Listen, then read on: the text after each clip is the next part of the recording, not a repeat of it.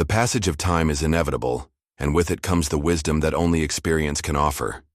For queer people reaching old age, there is a unique journey, marked by both specific challenges and opportunities for deep fulfillment. Stoicism, an ancient philosophy that teaches us to distinguish between what we can and cannot control, offers a luminous path for this stage of life. When the body begins to show signs of aging, when we look back and contemplate the battles fought for our authenticity, it is natural to question whether we have lived well the time we were given. The ancient Stoics remind us that virtue is the only true good, and that living in harmony with nature, including the nature of aging, is the path to tranquility of the soul. For queer people who have faced discrimination, who have often had to build their own chosen families, and who have witnessed profound social transformations, old age can bring both vulnerabilities and a freedom unknown to youth. Seneca teaches us, "It is not because things are difficult that we do not dare. It is because we do not dare that they are difficult."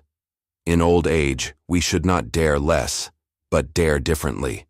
The mistakes we will explore are not mere lapses in judgment, but traps that can steal the dignity and peace of mind that we all deserve in the golden years of life. As Marcus Aurelius wrote, "You have power over your mind, not external events. Realize this, and you will find strength." This inner strength is particularly valuable for those who have spent a lifetime navigating the storms of difference. The time we have left is uncertain, but the quality of that time is largely in our hands. Avoiding these mistakes is not just a matter of comfort, but of honoring the journey traveled and transforming accumulated experience into a source of serenity and genuine joy, virtues that neither time nor physical limitations can diminish. Mistake 1. Allowing external circumstances to govern you. When we allow our mood, decisions, and inner peace to be determined by events beyond our control, we surrender power over our lives. It is like being a leaf in the wind, changing direction with every new breeze. Zeno reminds us, "No man is free if he is not master of himself." True freedom begins when we understand that although we cannot control what happens to us, we have full command over how we respond to these events.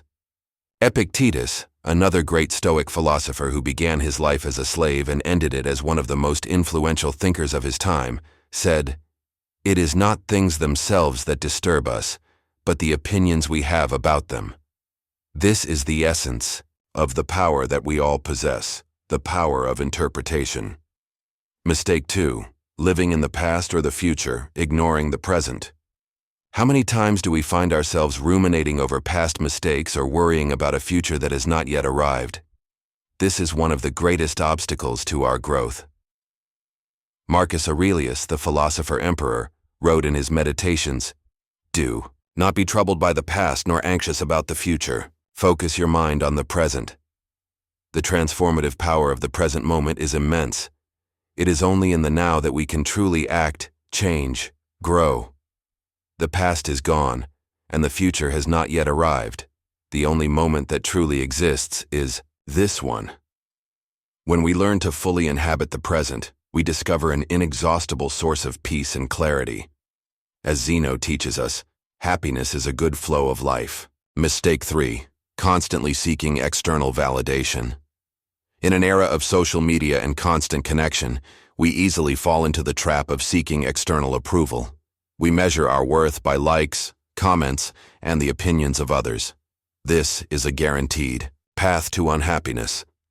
Seneca, in one of his letters, stated, "Do not ask what people want to hear, but what you yourself need to say." True wisdom comes when we understand that our inner peace cannot depend on the opinions of others. Zeno adds, "The wise man is self-sufficient in all things." This does not mean isolation, but rather a self-determination that frees us from the constant need for approval. Mistake 4. Confusing desires with needs.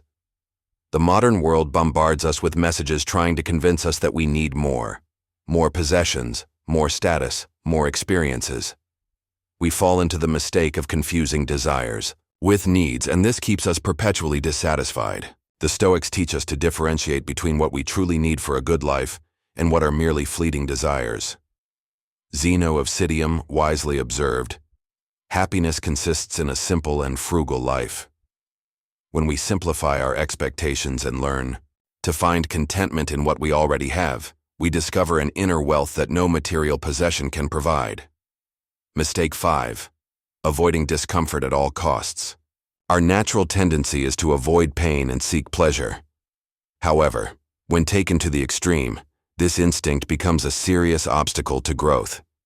We grow precisely when we face challenges and step out of our comfort zones. Difficulty strengthens the mind, just as labor strengthens the body, Seneca taught.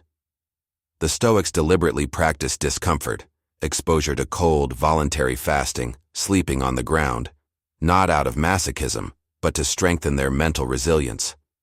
Zeno believed that no virtue is formed without effort. Mistake 6. Neglecting self-discipline. In a world of instant gratification, self-discipline has become a rare virtue. We want immediate results without the necessary work. This is a fundamental mistake that prevents real growth. The Stoics highly valued self-discipline as a path to freedom. Epictetus taught, "No man is free if he cannot command himself." True freedom is not doing what we want at the moment, but having mastery over our impulses and desires. Mistake 7.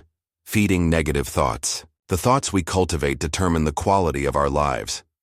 When we allow negative thoughts, excessive worries, and fears to dominate our minds, we create our own suffering.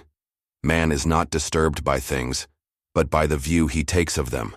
Epictetus taught, this perspective empowers us to transform our experience of life simply by changing our thoughts. Mistake 8. Ignoring our interconnectedness with others. Although the Stoics valued self-sufficiency, they also deeply recognized our social and interdependent nature. A common mistake is thinking we can thrive in isolation, ignoring our responsibility to the larger community. Marcus Aurelius reflected, "What is not good for the hive cannot be good for the bee."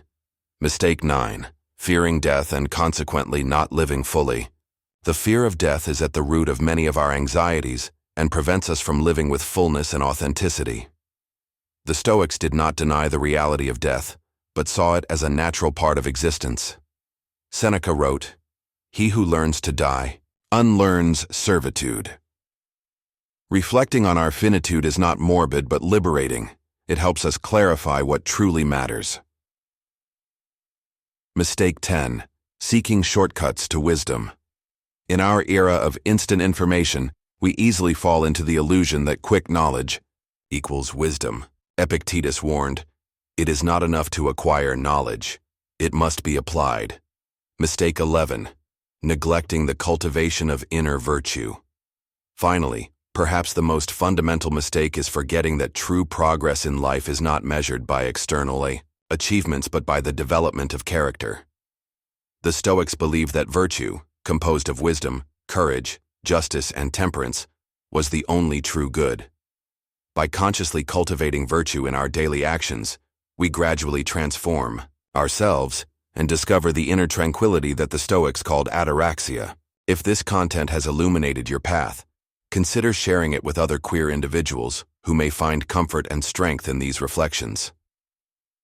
Just as the Stoics valued the interconnectedness of all human beings, each share builds bridges of understanding and solidarity, expanding our circle of mutual care. Until our next meeting, carry these lessons into your daily life, knowing that philosophy is not just abstract theory, but a living practice that can help us navigate a world that is not always welcoming.